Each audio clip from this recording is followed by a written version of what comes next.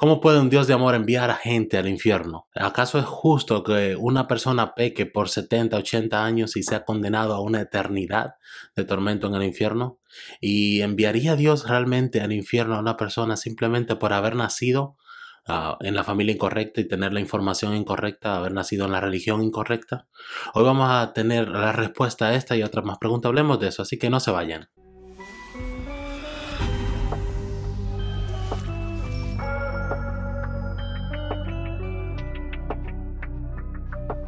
Bienvenidos a Simple y Cierto, mi nombre es Héctor Calvo y hoy vamos a estar hablando acerca de algunas objeciones comunes que existen al tema este del infierno. Este es el último episodio que tenemos en cuanto a esta serie de vida después de la muerte. Si no han visto los episodios anteriores, yo les motivo a que los vean. Vamos a hablar acerca de algunas de estas objeciones. La primera es esta de que un Dios amoroso no podría enviar a nadie al infierno. La idea es, Dios es un Dios de amor, y como es un Dios de amor no enviaría a nadie al infierno. Creo que gran parte del malentendido viene por no entender bien la doctrina del infierno.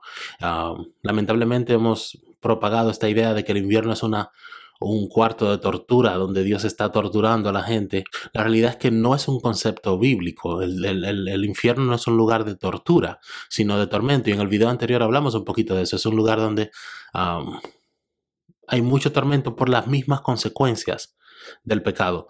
Es un lugar donde Dios los entrega a sus propios pecados, donde la gente está atrapada en un ciclo de pecado, de vicio, de inmundicia por la eternidad, donde nos consume nuestro propio egoísmo, donde cada vez va empeorando nuestra condición.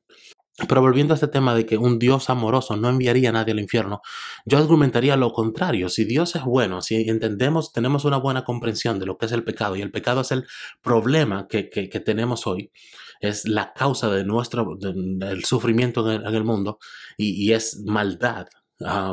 Un Dios bueno no puede sentarse de brazos cruzados y no hacer nada al respecto. Un Dios bueno tiene que juzgar el pecado, tiene que juzgar la maldad, y si Él no lo hace, no sería bueno.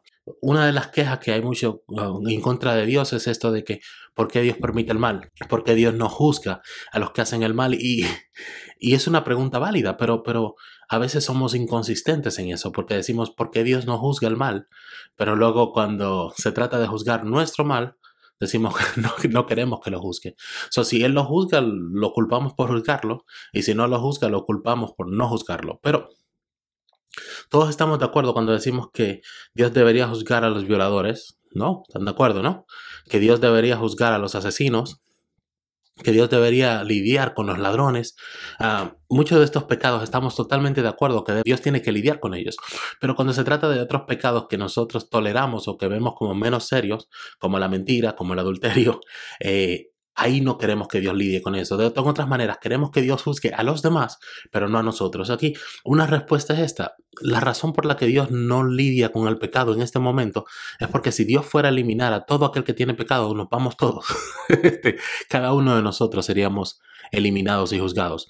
Entonces lo que Dios hace es proveer una manera para librarnos de nuestro pecado antes de Él lidiar con el pecado. Entonces, ¿por qué Dios es un Dios de amor? Él tiene que lidiar con el pecado. Ahora, Él provee una manera para que tú y yo podamos ser salvos, y es por medio del sacrificio de Jesús en la cruz. El problema es que cuando rechazamos eso, entonces estamos decidiendo apegarnos a nuestro pecado y permanecer viviendo en pecado. Por lo tanto, la ira de Dios tiene que caer contra nosotros. Entonces, esta idea de que un Dios de amor nunca enviaría a nadie al infierno, en realidad es errónea. La realidad por la que Dios envía personas al infierno es por su amor, es porque Él es bueno, y como Él es bueno, Él tiene que levantarse en contra de lo que es malo y dañino para su mundo. Entonces, esa es la respuesta a la primera objeción. Miren lo que dice Apocalipsis 21:8. Dice: pero los cobardes e incrédulos, los abominables y homicidas, los fornicarios y hechiceros, los idólatras y todos los mentirosos tendrán su parte en el lago que arde con fuego y azufre, que es la muerte segunda. Ahora vamos a pasar a la otra objeción muy común, que es que el infierno es injusto. Y la idea es la siguiente: ¿cómo es posible que Dios juzgue una vida de pecado con una eternidad de castigo? ¿A qué me refiero? pongámosle que vivimos 100 años. ¿Cómo es justo que Dios nos juzgue toda una eternidad por 100 años de pecado? No es justo, no suena justo, ¿correcto? Y es una de las objeciones más comunes. Ahora, tenemos que considerar varias cosas acá. Lo primero es que la seriedad del pecado se basa en contra quién, o del crimen, depende de contra quién se comete el crimen. Les doy un ejemplo.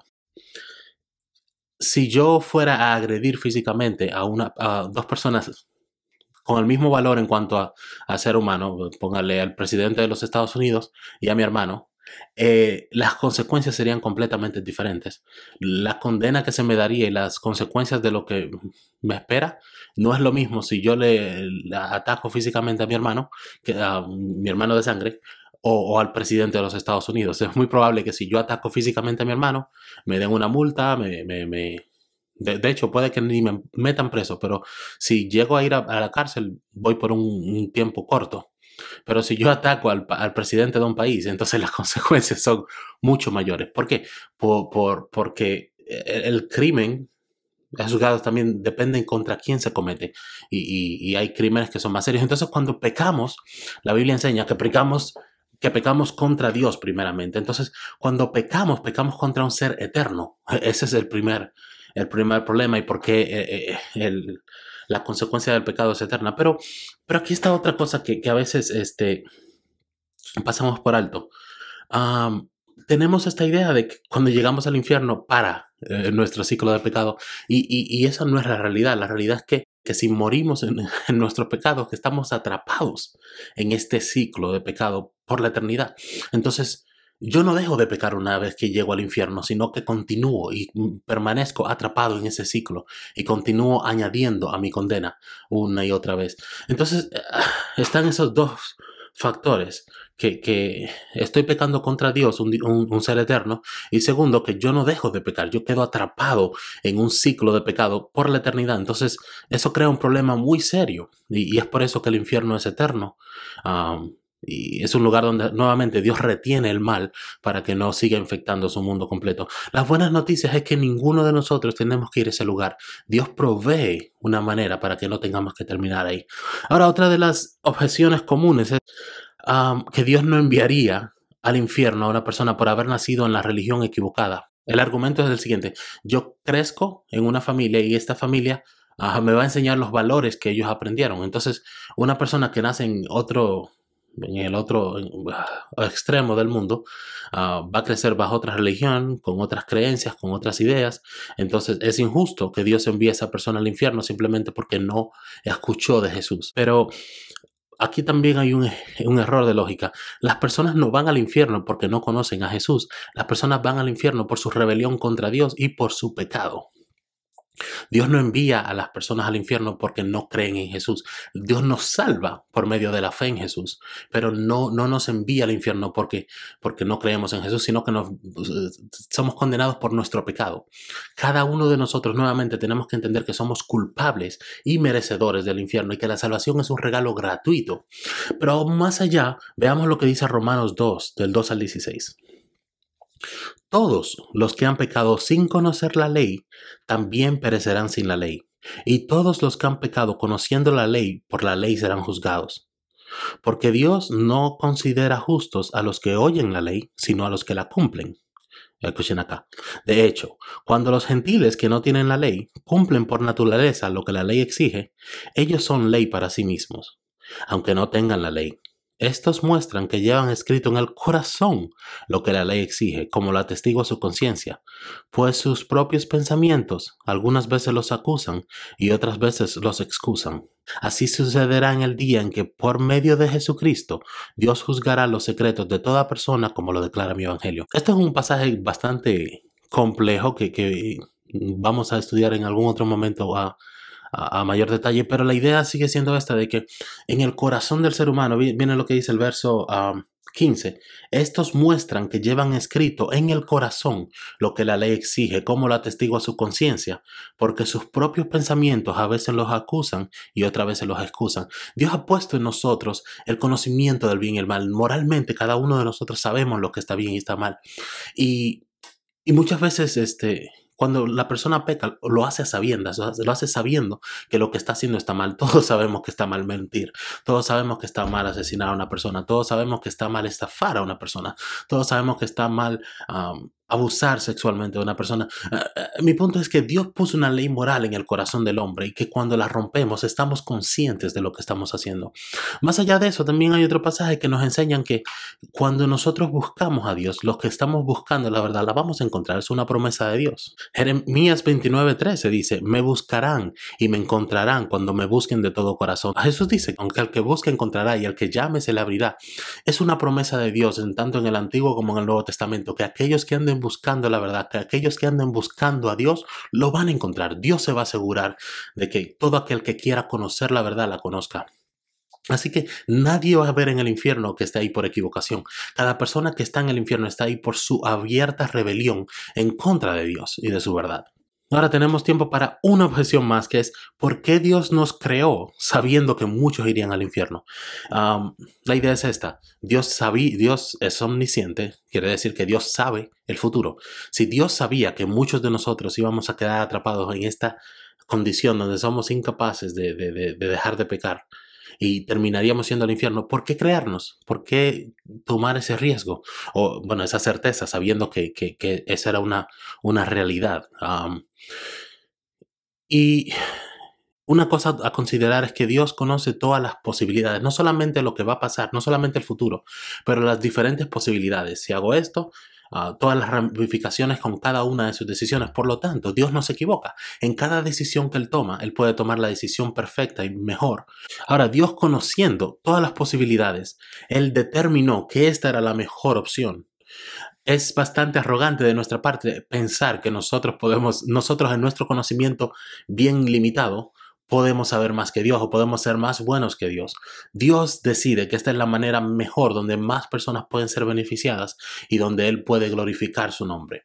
Nuevamente, recuerden que cada persona es responsable de las decisiones que ellos tomen. Dios no envía a la gente al infierno por su propio deseo. Él envía a la gente al infierno porque ese es el deseo de ellos. Yo he conversado con personas que están en desacuerdo con varias cosas que Dios dice y me han dicho, personas que se hacen llamar creyentes, me dicen: si Dios es de la manera que lo pintas, de la manera que sale en la Biblia, yo prefiero ir al infierno que estar con alguien así. Y esa es la actitud de la gran mayoría de las personas. Ellos prefieren irse al infierno que dejar su pecado. Ellos prefieren ir al infierno que vivir con un Dios que les dice: no puedes hacer esto. Ellos prefieren ir al infierno que tener que darle cuentas a absolutamente nadie. La realidad del asunto es que el humano rechaza constantemente a Dios y su regalo de reconciliación con Él, su regalo de salvación. Miren lo que dice Juan 3:19. Esta es la causa de la condenación, que la luz vino al mundo, Jesús, pero la humanidad prefirió las tinieblas a la luz. ¿Por qué? Porque sus hechos eran perversos. La Biblia dice claramente: Jesús vino a traer paz, Jesús vino a traer reconciliación y salvación, pero el mundo lo rechaza porque prefiere su pecado, porque ama su pecado. Y esto se manifiesta perfectamente en uno de los últimos pasajes de la Biblia, en Apocalipsis, porque habla de que Jesús viene a la tierra a establecer un reino por 1000 años y reina con justicia y tenemos la mejor vida que se ha vivido en la tierra hasta ese punto. Por 1000 años la gente experimenta lo que es la vida plena que Dios tiene para ellos. Pero escuchen lo que pasa. Apocalipsis 20, de verso 7 al 10. Cuando se cumplan los 1000 años, Satanás será liberado de su prisión y saldrá para engañar a las naciones que están en los 4 ángulos de la tierra, a Gog y a Magog, a fin de reunirlas para la batalla. Su número será como el de las arenas del mar. Marcharán a lo largo y a lo ancho de la tierra y rodearán el campamento del pueblo de Dios, la ciudad que Él ama. Escuchen esto. Pero caerá fuego del cielo y los consumirá por completo. El diablo que los había engañado será arrojado al lago de fuego y azufre, donde también habrán sido arrojados la bestia y el falso profeta. Allí serán atormentados día y noche por los siglos de los siglos.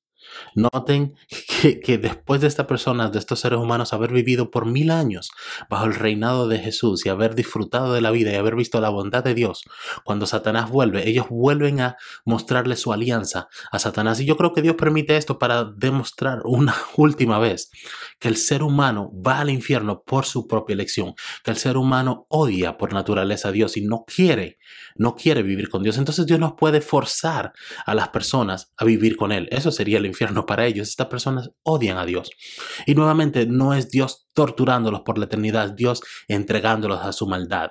Es Dios limitando la cantidad de daño que pueden causar. Ese daño ahora solamente se lo pueden causar entre ellos en el infierno, no pueden causarlo al resto de la creación. Si tienen alguna pregunta más acerca de eso, no duden en dejarla en la sección de comentarios. Vuelvo y les pido que se suscriban al canal de YouTube, que enseñen a la campanita, que le den a like, a me gusta, porque todo esto nos ayuda a que YouTube siga promocionando nuestro canal. Pero también le invito a que comparta con cuanto puedas. Si nos está escuchando en podcast, te pido lo mismo, que le dejes a me gusta al podcast, que te suscribas para que puedas escuchar siempre que saquemos un nuevo episodio y que lo compartas con cuantos puedas. Que Dios los bendiga mucho. Nos vemos en el próximo episodio.